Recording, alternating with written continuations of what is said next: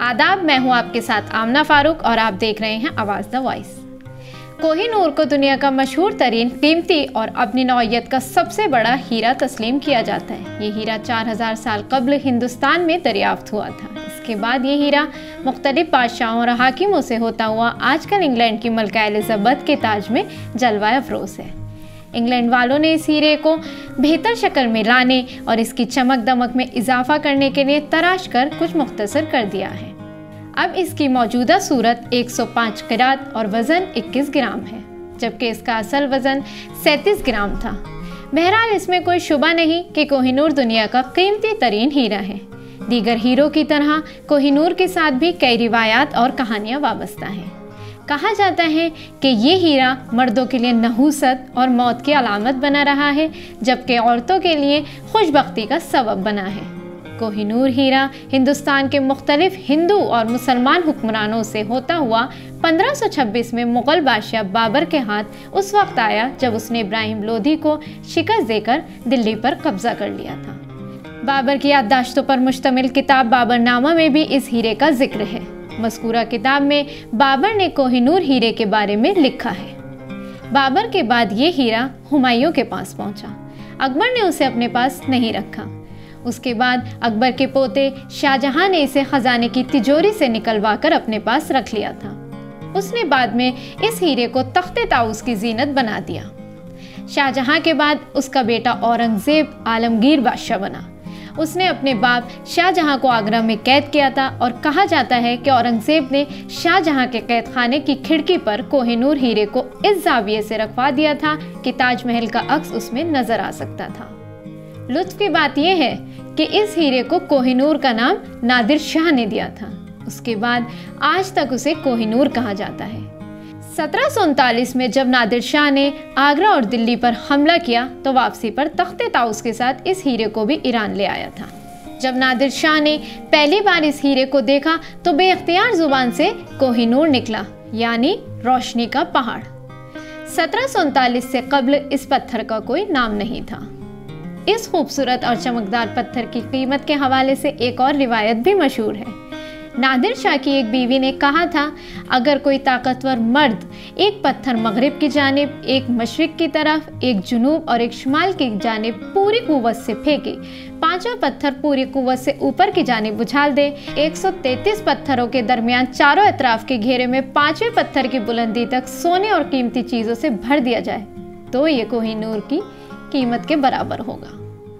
कहा जाता है कि कोहिनूर हीरे को नादिर शाह से पोशीदा रखा गया था, लेकिन मुग़ल बादशाह मोहम्मद शाह के किसी घर के भेदी ने नादिर शाह को मुतल्ला कर दिया कि हीरा मोहम्मद शाह की पगड़ी में छुपा हुआ है। हीरे के बारे में खबर मिलते ही नादिर शाह उसे हासिल करने के लिए बेचैन हो गया। काफ़ी सोच विचार के बाद उसने एक तकरीब का इनेकाद किया और ये मशहूर कर दिया कि वो दिल्ली का तख्त मोहम्मद शाह को वापस करने का इरादा रखता है। तकरीब के दौरान यकायक उसने मोहम्मद शाह से पगड़ी बदल दोस्ती का ऐलान किया। रस्म के मुताबिक अपनी पगड़ी उतारकर मोहम्मद शाह की तरफ बढ़ा और फिर अपनी पगड़ी उसके हवाले कर दी। जवाब में मोहम्मद शाह उसे अपनी पगड़ी देने से इनकार न कर सका। तकरीब ख़त्म होने के बाद नादिर शाह ने अपने कमरे में गया और पगड़ी के बल खोलकर उसमें पोशीदा हीरा बरामद कर लिया। हीरे की चमक से गोया कमरा जगमगा उठा। उसकी चमक दमक देखकर सताइश अंदाज में बेख्तियार उसकी जुबान से निकला था कोहिनूर। 1747 में नादिर शाह के कत्ल के बाद कोहिनूर हीरा अफगानिस्तान से अहमद शाह अब्दाली के कब्जे में आ गया।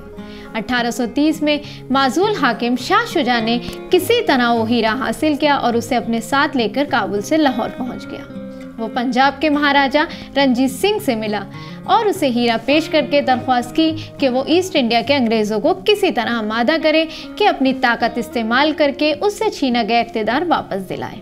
महाराजा रणजीत सिंह ने कोहिनूर हीरा अपने पास रख लिया था और 1839 में मरने से पहले उसने वसीयत की कि उसकी मौत के बाद वो हीरा उड़ीसा के जगन्नाथ मंदिर को दान कर दिया जाए, लेकिन उसकी वसीयत पर अमल न हो सका।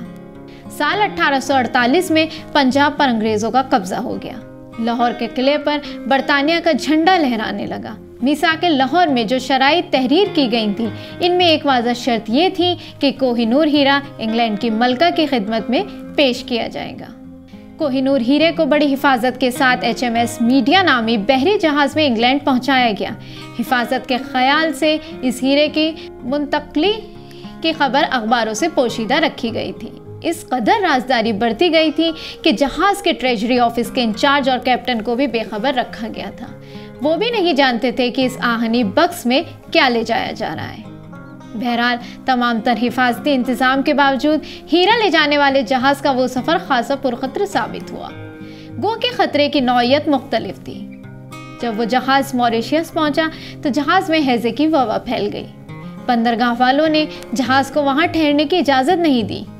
जहाज वाले आइंदा सफर के लिए जरूरी सामान, राशन वगैरह हासिल करना चाहते थे, लेकिन मॉरिशस के लोगों ने उनके खिलाफ जुलूस निकाला और मुतालबा किए कि जहाज बंदरगाह की हुदूद में दाखिल होने की कोशिश करे तो उस पर गोलियां बरसाई जाएं। मॉरिशस से रवाना होने के बाद जहाज सख्त तूफान में फंस गया। बहरहाल 16 अप्रैल 1850 को हिंदुस्तान से रवाना होने वाला जहाज तकरीबन 86 दिन के सफर के बाद इंग्लैंड पहुंचा। उस वक्त हिंदुस्तान के गवर्नर जनरल लॉर्ड डलहौजी ने हीरे के इंग्लैंड पहुंचने की खबर मिलते ही महाराजा रंजीत सिंह के तख्त नशीन बेटे दिलीप सिंह को लंदन रवाना कर दिया। उसने लंदन पहुंचकर कोहिनूर हीरा मलका विक्टोरिया को पेश किया। उसी साल यानी 1851 में कोहिनूर हीरे को हाइड पार्क में रखा गया ताकि अवाम उसका दीदार कर सके।